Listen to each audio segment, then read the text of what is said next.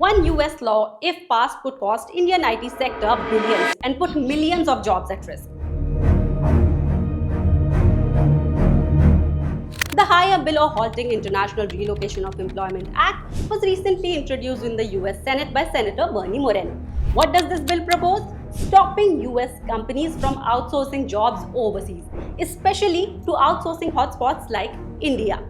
The bill proposes two big changes. First, a 25% tax on payments made to foreign workers, including Indian IT pros, if the work benefits the US customers.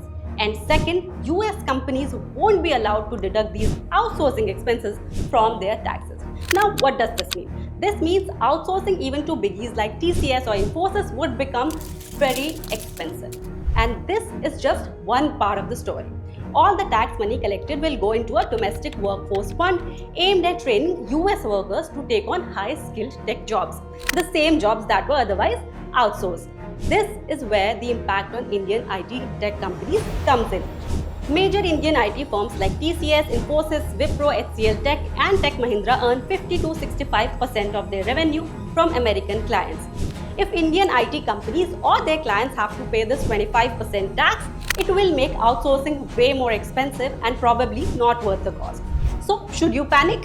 No, it's still too soon. Experts believe the bill is not going to be passed so easily because 70% of the Fortune 500 companies, including Citi, Microsoft, JP Morgan, rely heavily on Indian tech companies and Indian tech talent. And these companies are already lobbying hard against such laws that make them less competitive.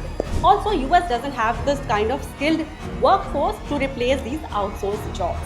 So, if this US bill is passed, this will surely change the global outsourcing scenario, but it's not a job done yet. So share this video with your IT friends whose job might be at risk due to this and drop your thoughts in the comment.